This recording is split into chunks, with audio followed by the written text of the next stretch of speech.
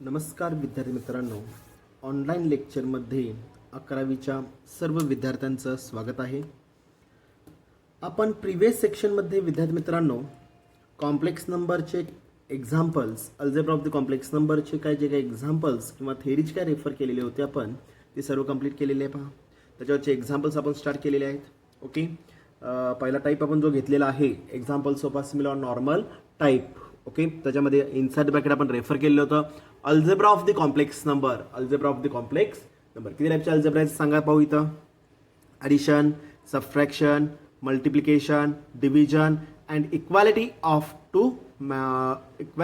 The two complex numbers. कळालं का पहा. ओके, इक्वालिटी आपण रेफर करत असताना शक्यतो बऱ्याच ठिकाणी प्रत्येक एक्झाम्पलमध्ये आपण इक्वालिटी रेफर करतोय. त्यालाच काय म्हणतो आपण, compare this complex number with standard form A plus B of I. Standard form काय असणार इथं कॉम्प्लेक्स नंबरचा, A plus B of I. काय काय नोट्समध्ये काय काय बुक्समध्ये X plus Y of I मध्ये घेतलेलं आहे. पहा, काही फरक पडत नाही इथं. ए आणि B is replaced by this type of examples. कशामध्ये रिप्लेस झालेले आहेत इथं, एक्स आणि वाय मध्ये रेफर झालेले आहेत. पहा, ओके, तर आपल्याला पहिला टाईप जो चालू केलेला आहे त्याच्यामध्ये मला आय ऑफ झेड कॅल्क्युलेट करायचं होतं. त्याचबरोबर दुसरा part R of Z calculate करायचं आहे. आय ऑफ झेडचं मिनिंग काय अप्लाय होईल, real part of the imaginary number. Real part of the imaginary number. Okay, R of Z म्हणजे काय असणार इथं, आर ऑफ झेड किंवा आर ऑफ झेड म्हणजेच काय असणार इथं, real part of the given complex number. Purely real part of the complex number आपल्याला पहा. ओके, मॉड्युलस ऑफ झेडचा अर्थ काय आपल्याला इथं, modulus of the given complex number. त्यालाच काय म्हणतो आपण, length of the given complex number म्हणतो पहा आपण. ओके, त्यानंतर आपण अँप्लिट्यूड ऑफ झेड, त्यालाच अजून एक नावाने मी रेफर केलेलं होतं, argument of given complex number. Argument of the given complex number. कळालं का पहा. ओके, त्याच्यानंतर आपल्याला त्यात स्टडी करायचं होतं झेड बार. झेड बारचं मिनिंग काय नाही तर conjugate, complex conjugate of the given complex number. कळालं का पहा. ओके, ह्या 5 गोष्टी आपल्याला काढायला सांगितलेल्या होत्या. एक एक्झाम्पल आपण इथे घेतलेलं होतं आणि एक 5 ते 6 एक्झाम्पल्स मी तुम्हाला होमवर्कला दिलेले होते. पहा, सिम्पल एक्झाम्पल्स होते. तुम्हाला ऑलरेडी त्यांनी स्टँडर्ड फॉर्ममध्ये एक्झाम्पल दिलेलं होतं. पहा, A plus B of I मध्ये एक्झाम्पल कन्वर्ट करून दिलेलं होतं. First we have to calculate the values of. पहिल्यांदा काय करतो आपण, ए आणि बीच्या व्हॅल्यूज कॅल्क्युलेट करून मग ह्या सगळ्या व्हॅल्यूज मी इथं इझिली रिकॅल्क्युलेट करू शकतो. म्हणजे पहिलं टार्गेट काय असणार विद्यार्थी मित्रांनो इथं, ए आणि बीच्या व्हॅल्यूज. कळालं का पहा. ओके, म्हणजे दिलेलं इक्वेशन, दिलेला जो कॉम्प्लेक्स नंबर आहे तो मला स्टँडर्ड फॉर्ममध्ये कन्वर्ट करून घ्यावा लागेल. ओके, कालच्या पर्यंतच्या एक्झाम्पलमध्ये किंवा प्रिव्हियस लेक्चरच्या पर्यंत एक्झाम्पलमध्ये आपण ऑलरेडी तुम्हाला स्टँडर्ड फॉर्म हा दिलेला होता. पहा, ओके, तर आजच्या लेक्चरमध्ये सुद्धा तोच पार्ट मी पुढे कंटिन्यू करणार आहे. फक्त कंडिशनमध्ये फरक काय पडणार इथं, तुम्हाला 1 or 2 or more complex numbers दिले जातील. मग त्याच्यामध्ये तुम्हाला अल्जेब्रा ॲडिशन दिला जाईल, सबट्रॅक्शन दिला जाईल, मल्टिप्लिकेशन दिला जाईल, डिव्हिजन दिला जाईल. ओके, आणि मग त्या 5 व्हॅल्यूज आपल्याला रिकॅल्क्युलेट करायचे आहेत. पहा, ओके, म्हणजे क्वेश्चन काय असणार आहे पहा विद्यार्थी मित्रांनो, इथं लक्ष द्या व्यवस्थित. क्वेश्चन काय असणार आहे आपल्याला इथं, क्वेश्चन दिलेला आहे इफ, लक्ष द्या सगळीजण, if Z is equal to value 2 + 3 times I. Okay, addition with 4 - 2 times I minus of 1 - 5I. 1 - 5I दिलेलं आहे पहा. 1 - 5I मध्ये दिलेलं आहे पहा. Okay, then find the values of. Find the value of. काय काय काढायचं आपल्याला, आय ऑफ झेड कॅल्क्युलेट करायचं आहे, comma, R of Z calculate करायचं आहे, comma, modulus of Z calculate करायचं आहे, comma, amplitude of Z, M P of Z calculate करायचं आहे आपल्याला, अँड काय सर इथं झेड बार मला कॅल्क्युलेट करायचं आहे. पहा विद्यार्थी मित्रांनो, ह्या 5 व्हॅल्यूज मला इथे रिकॅल्क्युलेट करायचे आहेत. I of Z, R of Z, modulus of Z, amplitude of Z and Z bar calculate करायचं आहे. पहा, ओके, क्वेश्चन दिलेला आहे. ओके, आता मला सांगा प्रिव्हियस क्वेश्चन आणि ह्या क्वेश्चनमध्ये फरक काय दिलेला आहे. प्रिव्हियस क्वेश्चनमध्ये तुम्हाला डायरेक्ट काय दिलेलं आहे इथं, ए प्लस बी ऑफ आय मध्ये टर्म तुम्हाला डायरेक्ट दिलेली होती. पहा, ओके, तर आत्ताच्या एक्झाम्पलमध्ये आणि मागच्या एक्झाम्पलमध्ये हा एकच फरक आहे. मागच्या सगळ्या एक्झाम्पल्समध्ये तुम्हाला A plus B of I ही टर्म तुम्हाला डायरेक्ट दिलेली होती आणि आत्ताच्या एक्झाम्पलमध्ये तुम्हाला अल्जेब्रा दिलेला आहे, addition as well as subtraction. कळलं का पहा. ओके, 3 कॉम्प्लेक्स नंबर्स दिलेले आहेत आणि तिघांच्या मधला अल्जेब्रा कुठला आहे विद्यार्थी मित्रांनो इथं, addition as well as subtraction आहे. पहा, ओके. तर पहिल्यांदा रिक्वायरमेंट काय असणार आहे तुम्हाला, ह्या सगळ्याचं कन्व्हर्जन पहिल्यांदा कशामध्ये करून घ्यावं लागेल, बेसिक फॉर्ममध्ये करून घ्यावं लागेल. कशामध्ये करावं लागेल, बेसिक फॉर्म. त्यालाच काय म्हणतो आपण, standard form of the given complex number. कुठला असणार standard form, A plus B of I मध्ये मला दिलेला कॉम्प्लेक्स नंबर पहिल्यांदा काय करावं लागेल, रिकन्वर्ट करून घ्यावं लागेल. आणि त्याच्यानंतर मग मला ह्या विचारलेल्या ज्या काय 5 व्हॅल्यूज असतील त्या व्हॅल्यूज मी इझिली रिकॅल्क्युलेट करू शकतो. पहा. ओके. आता सोल्युशन काय असणार आहे पहा, हिअर किंवा let. Okay. The given complex number is the given, लक्ष द्या सगळीचा, the given complex number is काय ना, गिवन कॉम्प्लेक्स नंबर इज काय काय दिलेलं पहा, z is equal value 2 plus 3 times I. Okay. Plus 4 minus 2 times I. Okay. Minus 1 minus 5 times I मध्ये आपल्याला पहा. ओके. अल्जेब्रा कुठला दिलेला आहे विद्यार्थी मित्रांनो, इथं प्लस मायनस मध्ये दिलेला आहे. काय करणार मी, ब्रॅकेट काय करणार पहिल्यांदा इथं सिम्प्लिफाय करणार आहे. बरोबर आहे का पहा. ओके. जर ॲडिशन सबट्रॅक्शन मध्ये जर अल्जेब्रा दिलेला असेल तर मी काय करतो, इथं ॲडिशन सबट्रॅक्शन मध्ये काय करणार मी, ब्रॅकेट सिम्प्लिफाय करणार आहे. ओके. ब्रॅकेटच्या बाहेर प्लस आहे तर मग आतले साइन कन्व्हेन्शन सेम राहणार की चेंज होणार आहेत, सेम राहणार की चेंज होणार सांगा पाहू. इथं डेफिनेटली सेम राहणार आहेत. 4 remains same, -2 remains same. Okay. परंतु जी काय थर्ड टर्म जी दिलेली आहे आपल्याला, ती काय दिलेली आपल्याला, minus inside the bracket, 1 minus 5 I मध्ये दिलेली आहे पहा. ओके. ती मला पहिल्यांदा कन्वर्ट करून घ्यावं लागेल. ब्रॅकेटच्या बाहेर मायनस आहे त्यामुळे आतले साइन कन्व्हेन्शन डेफिनेटली काय होणार, इथं चेंज होणार आहेत पहा. चेंज करून घेणार मी इथं, मायनसचा प्लसचा काय होतो इथं मायनसमध्ये होणार आहे पहा. Plus minus answer minus, minus answer प्लसमध्ये आपल्याला पहा. ओके. तर पहिली स्टेप काय असणार इथं, दिलेलं इक्वेशन, दिलेलं कॉम्प्लेक्स नंबर, दिलेली स्टेप मी काय करणार इथं रिअरेंज करून घेणार आहे, सिम्प्लिफाय करणार आहे पहा. ओके. पहिली term remain same, no change. 2 plus 3 times I मध्ये आपल्याला पहा. ओके. मध्ये प्लस आहे तर मग आतले सांगितलं remain same, plus 4 plus minus answer minus 2 times I remains same. Okay. ब्रॅकेटच्या बाहेर मायनस आहे तेव्हा आतले साइन कन्व्हेन्शन चेंज होणार आहेत. प्लस मायनस आन्सर किती आपला होईल, -1. ओके. मायनस गुणाकारामध्ये प्लसमध्ये आपल्याला पहा, मायनसचा प्लस झाला, प्लसचा मायनस आपल्याला पहा. ओके. 5 टाइम्स आय मध्ये आपल्याला पहा. समजले पहिली स्टेप. काय केलं, या पहिल्या स्टेपला आपण ब्रॅकेट सिम्प्लिफाय करून घेतलेले आहेत. ओके. आता पुढच्या स्टेपला मी विद्यार्थी मित्रांनो काय करायचं आपल्याला, ॲडिशन सबट्रॅक्शन ऑफ 2 और more complex numbers is carried out by. Theory काय सांगते आपल्याला, addition or subtraction between 2 or more complex numbers is carried out by element to element काय आपल्याला पहा, real to real part, single line मी refer केलेलं पहा, real to real part. 2 plus 4 value 6 minus of 1 value किती आपल्याला होईल, 5 मध्ये येणार आहे पहा. ओके. किंवा एक स्टेप इथे वाढवतोय पहा, exactly equal to 2 plus 4 minus of 1, 2 plus 4 minus of 1, real to real part. Okay. Plus आता राहिलेला पार्ट इमॅजिनरी पार्ट असणार आहे. काय करणार पहा, 3 times I -2 times I plus value 5 times I मध्ये आपल्याला पहा, प्लस 5 टाइम्स आय मध्ये येईल पहा. ओके. अरेंज करा, real to real 4 plus 2 plus 4 answer 6 minus 1 value 5 मध्ये अप्लाय होईल. ओके.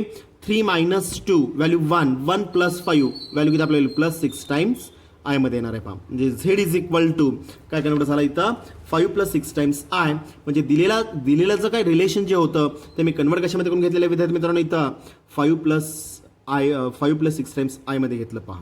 समजलं व्यवस्थित. ओके. म्हणजे मी स्टँडर्ड फॉर्ममध्ये कन्वर्ट करून घेतलं. आता दिलेलं हे इक्वेशन मी काय करणार इथं स्टँडर्ड फॉर्मला कम्पेअर करणार आहे. ओके. कम्पेअर किंवा झेड इज इक्वल मी रेफर करणार पहा इथं. झेड म्हणजे काय standard form, A plus B of I exactly equal to काय असतं ते, A plus B of I exactly equal to 5 plus 6 times I मध्ये रेफर होईल. ओके. डावीकडं झेड म्हणजे कॉम्प्लेक्स नंबर आहे स्टँडर्ड फॉर्म, उजवीकडं आलेली व्हॅल्यू असणार आहे 5 प्लस 6 टाइम्स आय. ओके. काय करतो मग आपण आता इथं मला ए आणि बी ची व्हॅल्यूज पाहिजे आहेत. Equality of both the sides मला दोन्ही साइड्स इक्वेट करायचे आहेत पहा. इक्वेट कसं करतो आपण, रिअल टू रिअल पार्ट आणि इमॅजिनरी टू इमॅजिनरी पार्ट. काय करणार पहा मग इथं मग A is equal value 5 and B is equal value किती असणार इथं, real part of the imaginary number B is equal to plus 6 येईल पहा. विथ साइन कन्व्हेन्शन्स काय घ्यायचं आपल्याला, एलिमेंट्स अप्लाय करायचे पहा. A is equal 5 B is equal to 6. कळलं. मी इथं कम्पेअर दिस इक्वेशन तुम्ही अप्लाय करून ए आणि बीची व्हॅल्यू काढू शकता किंवा ह्या मेथडचा वापर करून सुद्धा तुम्ही काय करू शकता, इथं व्हॅल्यूज तुम्ही रिकॅल्क्युलेट करू शकतो पहा. ओके. आता 1 बाय 1 मी एक व्हॅल्यू काढणार. पहिली व्हॅल्यू काय विचारलेलं आपल्याला, आय ऑफ झेड विचारलेला आहे. What is meaning of i of Z? Real part of the given imaginary number म्हणजे काय असतं बी इज इक्वल व्हॅल्यू किती असणार इथं 6 मध्ये आपल्याला पहा. ओके, सेकंड व्हॅल्यू आपल्याला विचारली इथं आर ऑफ झेड विचारलेलं आहे. Real part of the given complex number value किती असणार इथं ए इज इक्वल टू 5 आपल्याला पहा. ओके, तिसरी व्हॅल्यू आपल्याला विद्यार्थी मित्रांनो विचारलेली आपल्याला मॉड्युलस ऑफ झेड, त्यालाच काय म्हणतो आपण length of the given complex number, त्यालाच काय म्हणतो आपण length of the given complex number. Result काय सांगतो आपल्याला inside the square root of real पार्टचा स्क्वेअर प्लस इमॅजिनरी पार्टचा काय आपल्याला इथं square, real part of the imaginary नंबरचा काय घ्यायचं आपल्याला स्क्वेअर, म्हणजे रिझल्ट काय झाला A square plus B square exactly equal inside the square root of एची व्हॅल्यू आपल्याला माहिती पहा किती आलेले आहे 5चा स्क्वेअर प्लस बीची व्हॅल्यू किती आहे इथं 6चा काय आपला व्हील स्क्वेअरमध्ये आपल्याला पहा. ओके, एक्झॅक्टली इक्वल टू तुम्ही लिहिताना शक्यतो खाली खाली लिहायचं आहे, समोर लिहायचं नाही आहे पहा. ओके, एक्झॅक्टली इक्वल किती आहे ना व्हॅल्यू 25 प्लस पुढे काय आपला व्हील 36 मध्ये आपल्याला 25 प्लस 36 म्हणजेच therefore modulus of Z exactly equal to inside the square root of बोला 25 प्लस 36 6 प्लस 5 11 हातचाला 1 3 आणि 3 6 म्हणजे किती आहे ना व्हॅल्यू ते 61 मध्ये आपल्याला पहा 61 कम्प्लीट स्क्वेअर नाही आहे त्यामुळे टर्म रिमेन्स सेम ठेवणार आहे, टर्म मला रिमेन्स सेम ठेवायचे पहा. ओके, चौथी व्हॅल्यू मला विचारलेली त्यांनी इथं amplitude of Z exactly equal to result काय सांगणार इथं रिझल्ट काय सांगतो आपल्याला tan of theta exactly equal to value काय सर इथं imaginary part divided by real part B divided by A मध्ये आपल्याला पहा. Therefore tan of theta exactly equal to बीची व्हॅल्यू किती आहे बीची व्हॅल्यू 6 डिवाइडेड बाय एची व्हॅल्यू 5. आपल्याला अँप्लिट्यूड म्हणजे अँगल पाहिजे आहे म्हणजे थिटा इज इक्वल टॅन मल्टिपलमध्ये आपल्याला जाताना डिव्हिजन फॉर्म म्हणजे वरती काय अप्लाय होईल tan inverse of 6 divided by 5. It is not a standard value त्यामुळे काय असं फंक्शन मी ॲज इट इज ठेवणार आहे पहा 6 डिवाइडेड बाय 5 मध्ये आपल्याला. Okay, and last one is also 6वा पॉईंट तुम्हाला विचारलेला आहे Z bar. What is meaning of Z bar? Complex conjugate of the given complex number, complex conjugate of the given complex number विचारलेला आहे पहा. Okay, म्हणजेच काय आपला व्हील दिलेला कॉम्प्लेक्स नंबर काय आलेला आहे 5 प्लस 6 आय आलेला आहे पहा म्हणजेच काय आपलं complex conjugate 5 minus 6 times I.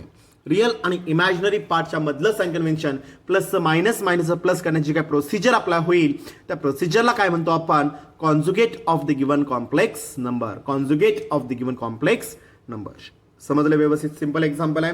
पहिल्यांदा मग 3 ते 4 स्टेप्स ह्या एक्झाम्पलमध्ये फक्त वाढणार आहेत पहा. ओके, मागच्या एक्झाम्पलमध्ये ह्या एक्झाम्पलमध्ये फरक कुठला असणार इथं मागच्या एक्झाम्पलमध्ये मी डायरेक्ट ए आणि बीच्या व्हॅल्यूज मी रिकॅल्क्युलेट करू शकत होतो का तर तुम्हाला दिलेला जो काय नंबर होता तो स्टँडर्ड फॉर्ममध्येच दिलेला होता ए प्लस बी ऑफ आय मध्येच दिलेला होता पहा. ओके, आणि आताच्या एक्झाम्पलमध्ये तुम्हाला पहिल्यांदा दिलेलं कॉम्प्लेक्स नंबर जे रिलेशन दिले तुम्हाला प्रोव्हाइड केलेलं आहे एक्झाम्पलमध्ये त्याचं कन्व्हर्जन मी स्टँडर्ड फॉर्ममध्ये करणार आहे ए प्लस बी ऑफ आय मध्ये करायचं आहे. तेवढ्या 3 ते 4 स्टेप जे काय असतील तेवढंच ह्या एक्झाम्पलमध्ये नवीन असणार आहेत पहा. बाकीचं सगळं सोल्युशन रिमेन्स सेम राहील पहा.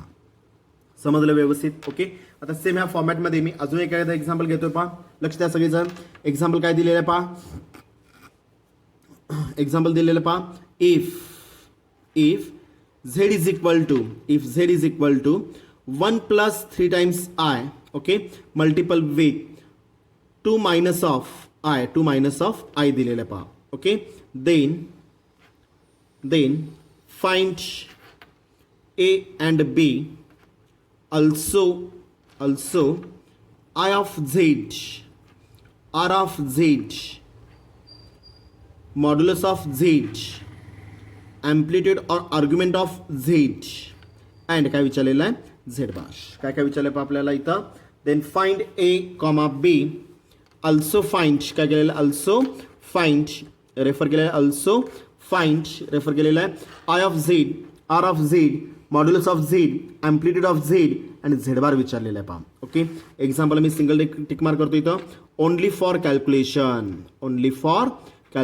आता मला सांगा कम्पेअर केल्यानंतर फरक कुठला पडला होता इथं देत असताना तुम्हाला 2 कॉम्प्लेक्स नंबर्स दिलेले आहेत आणि दोघांच्या मधला अल्जेब्रा कुठला दिलेला आहे मल्टिप्लिकेशन मध्ये दिलेला आहे पहा. विद्यार्थी मित्रांनो अल्जेब्रा कुठला दिलेला आहे, मल्टिप्लिकेशन मध्ये दिलेला आहे. ओके, तर पहिल्यांदा हा जो दिलेला कॉम्प्लेक्स नंबर जो असेल त्याचं कन्व्हर्जन कशामध्ये करावं लागेल आपल्याला, रिक्वायर्ड किंवा बेसिक स्टँडर्ड फॉर्म मध्ये ए प्लस बी ऑफ आय मध्ये मला कन्वर्ट करून घ्यावं लागेल.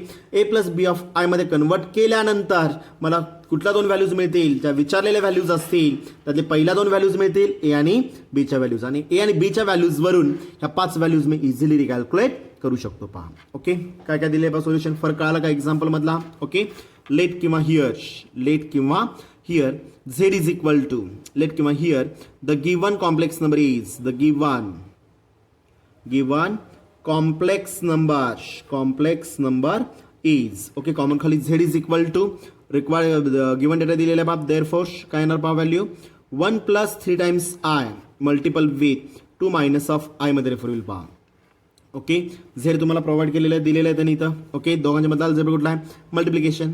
जर दोन फॅक्टरमध्ये मल्टिप्लिकेशन असेल तर काय करतो आपण, पहिला कॉम्प्लेक्स नंबर न दुसऱ्या कॉम्प्लेक्स नंबरला काय करतो आपण, मल्टिप्लाय करतो पहा आपण. म्हणजेच काय ना पहा, एक्झॅक्ट इक्वल टू पहिला मधला पहिला पार्ट कुठला असतो, real part 1 into second complex number 2 minus of I. Okay, plus असेल तर प्लस, मायनस असेल तर मायनस. पहिल्या क्वांटिटीमध्ये पहिल्या पार्टमध्ये प्लस असेल तर प्लस, मायनस असेल तर minus. Okay, 3 times I multiple with value काय असेल तर 2 मायनस ऑफ आय मधील पहा, 2 minus of I, second complex number remains same. Okay, कुठला लॉ वापरला आपण, डिस्ट्रीब्युटिव्ह लॉ. पहिल्या ब्रॅकेटनं मी दुसऱ्या ब्रॅकेटला काय केलेलं आहे विद्यार्थी मित्रांनो, इथं मल्टिप्लाय करून घेतलेलं आहे पहा. ओके, पहिला कॉम्प्लेक्स नंबर मधला real part into second complex number remains same. Okay, algebra plus असू दे किंवा मायनस, प्लस असेल प्लस, मायनस असेल तर मायनस. ओके, प्लस आहे प्लस रिमेन्स सेम. ओके, पहिला कॉम्प्लेक्स नंबर मधला इमॅजिन पार्ट कुठला आहे, 3 times I into second complex number remains same. समजलं व्यवस्थित. परत मला डिस्ट्रीब्युटिव्ह लॉ वापरायचा आहे, बाहेर मल्टिपल आत सबट्रॅक्शन, परत 1 आत मल्टिप्लाय करून घ्या, नंतर 3 ऑफ आय न इच अँड एव्हरी टर्म आत असलेला मला मल्टिप्लाय करून घ्यायचा आहे पहा. ओके, एक्झॅक्टली इक्वल टू बोला 1 2 जार value 2. Okay, minus of i 1 जार व्हॅल्यू आय मधील पहा. ओके, प्लस पुढं प्लस प्लस आन्सर प्लस 3 2 जार value 6 multiple with i remains same. Okay, plus minus गुणाकारामध्ये काय आपल्याला इथं मायनसमध्ये येणार आहे पहा. ओके, 3 1 जार value 3 i into i value किती अप्लाय होईल, i square, i into i value i square मधील पहा. एक्झॅक्टली इक्वल टू 2 बोला -1 plus 6 times I, -1 plus 6 times I value किती अप्लाय होईल, प्लस 5 टाइम्स आय मधील पहा, plus 5 times I. Addition subtraction plus minus जर असेल तर आपण सबट्रॅक्शन करतो आणि मोठ्या संख्येचं साइन कन्व्हेन्शन जे काय रेफर करतो आपण ते आन्सरला देणार आहात. 6 1 मोठी संख्या कुठली आहे, 6 मोठा आहे, त्यामुळे 6चं साइन कन्व्हेन्शन मी आन्सरला रेफर करणार आहे पहा. Okay, -3 multiple with what is value of I square, value किती असणार इथं -1. स्टँडर्ड व्हॅल्यूज आहेत, आपण मागच्या एक्झाम्पलमध्ये किंवा मागच्या लेक्चरमध्ये स्टडी केलेलं पहा.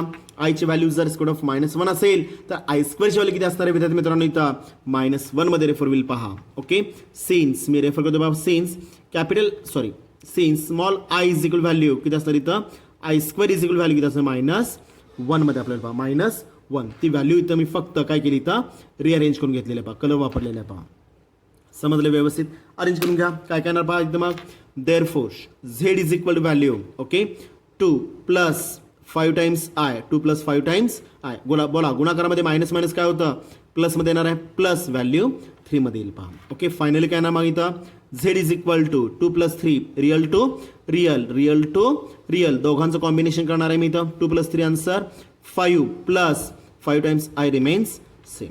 समजले व्यवस्थित. म्हणजे पहिली स्टेप काय केली आपण इथं, रिअरेंज करून, म्हणजे एक्झाम्पल रिअरेंज करून दिलेले एक्झाम्पल मी कन्वर्ट कशामध्ये करून घेतले, तर स्टँडर्ड फॉर्मला मी कन्वर्ट केलेलं आहे विद्यार्थी मित्रांनो. ए प्लस बी ऑफ आयला मी एक्झाम्पल कन्वर्ट करून घेतलेलं आहे पहा.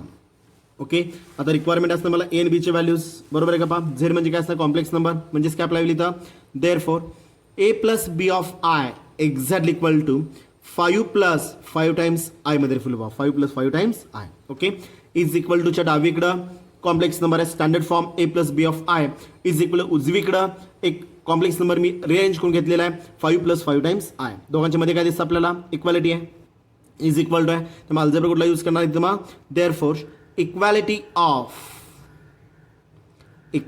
ऑफ बोथ दी साइड्स किंवा बोथ दी कॉम्प्लेक्स नंबर काही म्हणू शकता, बोथ दी साइड्स म्हणा किंवा बोथ दी कॉम्प्लेक्स नंबर्स म्हणा पहा. Okay, real to real part. कळालं का पहा, रिअल टू रिअल पार्ट आणि इमॅजिनरी टू काय अप्लाय होईल, इमॅजिनरी पार्ट. मी ए आणि बीच्या व्हॅल्यूज इझिली काय केलं तिथे मी कॅल्क्युलेट केलं पहा. विथ साइन कन्व्हेन्शन आपल्याला व्हॅल्यूज रेफर करायचे. Therefore A is equal value 5 and B is equal value किती असणार विद्यार्थी मित्रांनो, +5 विथ साइन कन्व्हेन्शन. प्लस असेल प्लस, मायनस असेल तर मायनस. ए ची व्हॅल्यू 5, बी ची व्हॅल्यू 5 मध्ये मी रेफर केलेलं आहे पहा. ओके, आता 1 बाय 1 एक एक व्हॅल्यू मी कॅल्क्युलेट करणार. ए ची व्हॅल्यू मला मिळालेली आहे, ए ची व्हॅल्यू किती मिळाली पहा आपल्याला 5, बी ची व्हॅल्यू किती मिळालेली आहे 5. ओके, तर पहिली गोष्ट, पहिला पार्ट कंप्लीट झाला. Then find the values of काय विचारलेलं आपल्याला, ए अँड बी विचारलेलं आहे पहा. ए आणि बीच्या व्हॅल्यूज विचारलेले आहेत, त्या दोन्ही व्हॅल्यूज मी ते रिकॅल्क्युलेट करून घेतलं पहा. Okay, also find I of Z, R of Z, modulus of Z, amplitude of Z and Z bar विचारलेलं आहे पहा. ओके, 1 बाय 1 एक एक पार्ट मी कॅल्क्युलेट करणार. पहिला काय विचारलं आहे पहा आपल्याला, आय ऑफ झेड विचारलं आहे. What is meaning of i of Z, i of झेडचं मिनिंग अप्लाय होईल, imaginary part of the given complex number, real part of the imaginary number. Okay, म्हणजे व्हॅल्यू कुठली असणार इथं, बी इज इक्वल व्हॅल्यू 5 मध्ये आपल्याला पहा. ओके, सेकंड व्हॅल्यू विचारलेली आहे आपल्याला, आर ऑफ झेड किंवा R of Z. R of Z म्हणजे काय असणार इथं, real part of the given complex number, real part of the given complex number. तो कशाने दर्शवतो आपण, स्मॉल ए ने दर्शवतो पहा. एक्झॅक्टली इक्वल व्हॅल्यू किती असणार इथं, ए आणि बीच्या व्हॅल्यूज मी कॅल्क्युलेट केलेले आहेत. A is equal to 5, B is equal to पण काय घेतलेलं आपण 5 मध्ये आपल्याला पहा. ओके, देअरफॉर म्हणजे 2 पार्ट्स कंप्लीट झाले.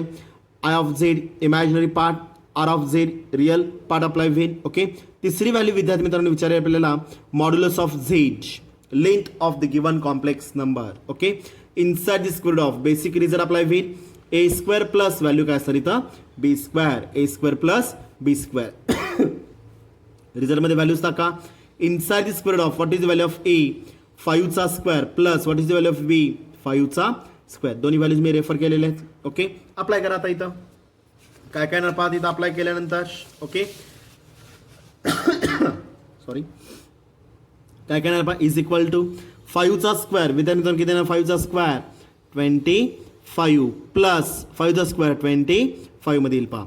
Exactly inside the square of value किती येणार इथं 50 मध्ये आपल्याला पहा. 25 plus 25 answer 50, modulus of Z. Okay, इथं थांबला तरी सुद्धा चालेल किंवा मी 25 टू जार व्हॅल्यू किती अप्लाय होईल 50 मी कन्वर्ट करून घेणार पहा. Exactly equal to square root of हा जो 50 दिलेला आहे तो मी कन्वर्ट कशामध्ये करणार विद्यार्थी मित्रांनो इथं 25 टू जार रेफर केलं पहा आपण. ओके, 25 टू जार answer 50, example answer remains same राहतं पहा. ओके, अजून एक आपण रूल्स ऑफ द इंडायसिस मध्ये एक रिझल्ट स्टडी केलेला आहे विद्यार्थी मित्रांनो. Therefore what is the result of square root of A B. Square root of A बीचा रिझल्ट काय होतो आपल्याला, square root of A into square root of B मध्ये रेफर होईल पहा. ओके, घातांकाच्या नियमामध्ये आपण एक रिझल्ट स्टडी केलेलं होतं, आपण एक सूत्र यूज केलेलं होतं पहा. कुठलं सूत्र यूज केलेलं आपण, square root of A B exactly equal to दोघांचं मी काय करतो स्क्वेअर रूट सेपरेट घेणार आहात, square root of A into square root of B मध्ये आपल्याला पहा. म्हणजेच काय झालं पाहिजे इथं, square root of 25 multiple square root of 2 remains same. Okay, मला सांगा आता इथं स्क्वेअर रूट मध्ये स्क्वेअर टर्म येत असेल 25 इज द कम्प्लीट स्क्वेअर, कशाचा स्क्वेअर आहे 5 चा स्क्वेअर आहे. Okay, square of square term जर येत असेल तर स्क्वेअर रूट गेट कॅन्सल. 25 म्हणजे काय असेल 5 चा square, square root of value किती अप्लाय होईल 5 चा square multiple square of 2 remains same is equal to square root of square term square root get cancel. म्हणजे 5 स्क्वेअर रूट ऑफ व्हॅल्यू 2 मध्ये आपल्याला पहा. Modulus of Z is equal value काय लिहिता 5 square root of 2. आता मधली ही step किंवा ह्या 2 स्टेप तुम्ही जर निग्लेक्ट केला तरी सुद्धा चालेल जर परफेक्ट कॅल्क्युलेशन असतील तर. विद्यार्थी मित्रांनो लिहायला लागतं, कंटाळ येतो म्हणताना मी स्टेप डायरेक्ट करायच्या नाहीत. हां, परफेक्ट कॅल्क्युलेशन तुमचे जर असतील तर ह्या स्टेपनंतर तुम्ही डायरेक्ट ही स्टेप तुम्ही मेन्शन करू शकता पहा. समजलं, म्हणजे मी तिसरी व्हॅल्यू रिकॅल्क्युलेट केली. कुठली व्हॅल्यू कॅल्क्युलेट केली तर 5 स्क्वेअर रूट ऑफ 2 मी कॅल्क्युलेट केली पहा. मॉड्युलस ऑफ झेड कॅल्क्युलेट केलेलं आहे पहा. ओके, चला आता चौथी स्टेप मी फॉलो करणार पहा. फर्स्ट स्टेप कुठली होती पहा, चौथं काय कॅल्क्युलेट करायचं आहे, अँप्लिट्यूड ऑफ झेड, त्यालाच काय म्हणतो आपण आर्ग्युमेंट ऑफ झेड. ओके, काय ना रिझल्ट देअरफॉर बेसिक रिझल्ट आहे tan of theta is equal to काय असणार value B divided by A किंवा theta is equal tan inverse of B divided by A घेतला तरी सुद्धा चालेल. एक्झॅक्टली इक्वल टू काय ना पहा, ए ची व्हॅल्यू आपल्याला दिलेली आहे इथं, बी ची व्हॅल्यू 5 डिवाइडेड बाय ए ची व्हॅल्यू 5 म्हणजे tan of theta is equal value किती आली इथं 5 divided by 5. Numerator denominator equal factor get cancel, value किती आपल्याला मग 1/1 म्हणजेच काय झाली इथं tan of theta is equal value 1. मला थिटाची व्हॅल्यू काढायची विद्यार्थी मित्रांनो, म्हणजे थिटा इज इक्वल टू काय ना व्हॅल्यू इथं tan inverse of inside bracket 1. आता मला सांगा जे टॅनच्या जे काय स्टँडर्ड व्हॅल्यूज आहेत, कुठल्या स्टँडर्ड व्हॅल्यूज आहेत, पहिली व्हॅल्यू 0, दुसरी व्हॅल्यू 1/√3, तिसरी व्हॅल्यू 1, चौथी व्हॅल्यू √3 आणि last one is also infinity. ह्या 5 ज्या व्हॅल्यूज दिलेल्या आहेत ह्या 5ची व्हॅल्यू सगळ्यात इम्पॉर्टंट आहेत पहा. ह्या 5 व्हॅल्यूजपैकी जर एक्झाम्पलमध्ये फंक्शन येत असेल तर मी त्याच्या स्टँडर्ड व्हॅल्यूज काढू शकतो. ओके, 0 व्हॅल्यू कशाच्या येतं, tan ऑफ 0ची व्हॅल्यू असणार आहे पहा. Okay, tan 60 is equal to tan 30 is equal to 1/√3 आहे. Okay, similar tan 45 is equal किती असणार इथं 1 असणार आहे पहा. ओके, tan 60 इज इक्वल किती असणार आहे √3 असणार आहे पहा. आणि tan of 90 is equal to value किती असते तर tan of 90 is equal to infinity refer केलेलं आहे पहा. ओके, आता यापैकी कुठली व्हॅल्यू आलेली इथं tan 45 is equal to value 1 म्हणजे tan इनवर्स ऑफ 1ची व्हॅल्यू किती असते इथं एक्झॅक्टली इक्वल टू व्हॅल्यू किती असते इथं 45 डिग्री और काय आपल्याला इथं π/4 रेडियन π/4 रेडियन. समजलं का पहा. ओके, दोन्ही फॉर्मॅट्समध्ये तुम्ही काढू शकता. हे कधी काढू शकतो आपण जर दिलेला अँगल जर स्टँडर्ड किंवा दिलेली किंमत ही जर स्टँडर्ड असेल तर आणि तरच मी काय करू शकतो इथं अँप्लिट्यूड किंवा आर्ग्युमेंट ऑफ झेड मी काय करू शकतो इथं कॅल्क्युलेट करू शकतो पहा. व्हॅल्यू 1 आलेले 1 is the standard value of the trigonometric function. Okay, tan 45 is equal 1 आहे त्यामुळे theta is equal to tan inverse of 1ची व्हॅल्यू किती असणार इथं 45 डिग्री और π/4 रॅडियन मध्ये रेफर होईल पहा. ओके, आता शेवटची व्हॅल्यू तुम्हाला विचारलेली पहा. 5th व्हॅल्यू विचारलेली आपल्याला Z bar is equal what is meaning of Z bar complex conjugate. Real आणि इमॅजिनरीच्या मधलं साइन कन्व्हेन्शन चेंज करण्याची काय प्रोसेस आपल्याला होईल त्याला काय म्हणतो आपण complex conjugate of the given complex number. म्हणजे झेड बार इज इक्वल काय झालं इथं 5 - 5 टाइम्स आय मध्ये रेफर पहा. समजलं व्यवस्थित. ओके, म्हणजेच काय केलं आपण पहिल्यांदा जो अल्जेब्रा आपल्याला ॲडिशन मध्ये दिला होता तो कन्वर्ट करून घेतला आपण कशामध्ये इथं स्टँडर्ड फॉर्मला a+b ऑफ आय मध्ये. दुसरे एक्झाम्पल आपण जे स्टडी केलेलं आहे त्याच्यामध्ये कॉम्प्लेक्स नंबर हा कशामध्ये दिलेला आपल्याला मल्टिप्लिकेशन मध्ये दिलेला आहे. त्याचं कन्व्हर्जन पहिल्यांदा कशामध्ये करून घ्यावं लागेल आपल्याला स्टँडर्ड फॉर्ममध्ये a+b ऑफ आय मध्ये करून घ्यावं लागेल. आणि त्याच्यानंतरच मग मला ज्या व्हॅल्यूज तुम्हाला विचारलेल्या असतील त्या व्हॅल्यूज मी इझिली रिकॅल्क्युलेट करू शकतो पहा.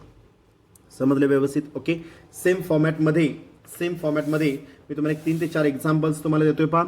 होमवर्क तुम्हाला आहे तो पुढं जे कालचे एक्झाम्पल्स होते त्याच्या पुढंच आजचा पार्ट कंटिन्यू करायचा आहे. ओके, आणि आजच्या पार्टच्या पुढंच आजचा दिलेला होमवर्क हा तुम्ही मेन्शन करायचा आहे कॅल्क्युलेट करायचा आहे पहा. ओके, होमवर्क काय काय दिलेलं आहे पहा. सेम फॉर्मॅटमध्ये तुम्हाला होमवर्क देतोय पहा.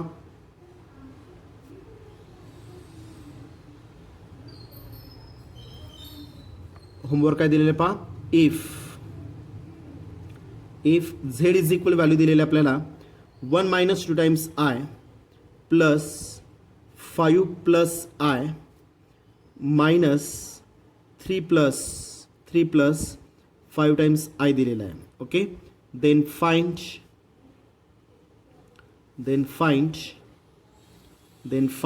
प्रोव्हाइड केलेलं पहा तुम्हाला.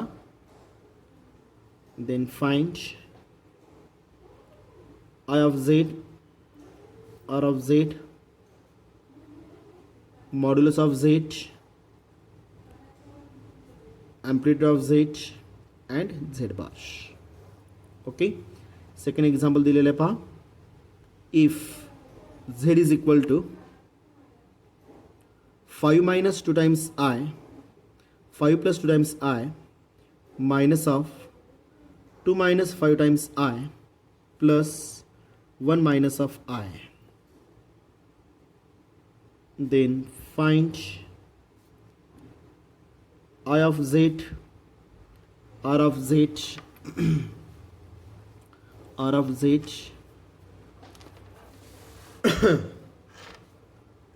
R of z विचारलेलं आहे पहा.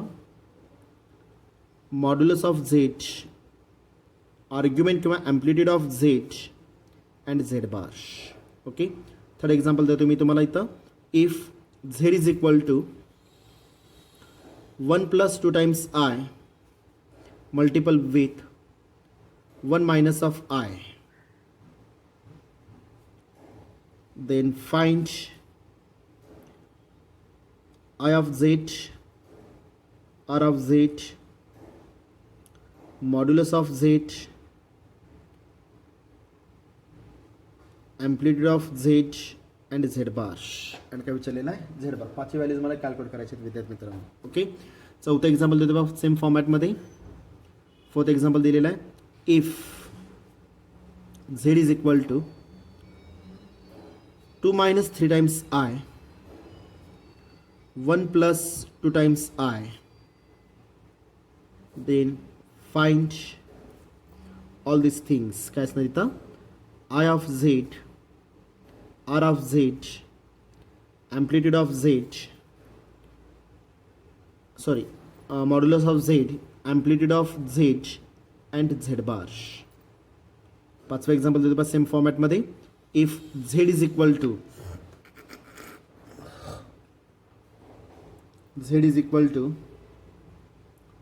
To plus 3 times I multiple with 1 plus 5 times I, then find similar part I of z,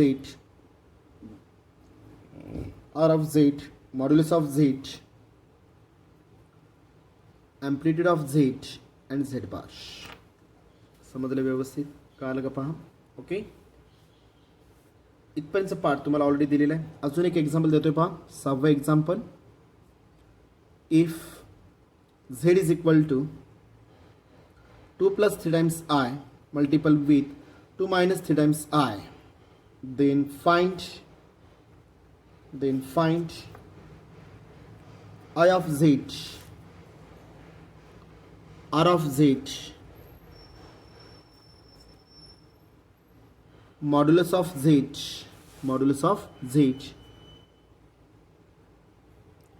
amplitude of z and काय असतं z bar. ओके, 6 एक्झाम्पल्स विद्यार्थी मित्रांनो तुम्हाला दिलेले आहेत. पहा, सेम फॉर्मॅटमध्ये आहेत. Addition as well as multiplication. कळलं का? पहा. ओके, तर सेम 5 व्हॅल्यूज तुम्हाला इथे कॅल्क्युलेट करायचे आहेत. I of Z purely real part, I of Z purely R of Z purely real part, I of Z real part of the given complex number म्हणजे बीची व्हॅल्यू, मॉड्युलस ऑफ झेड विचारलेला आहे.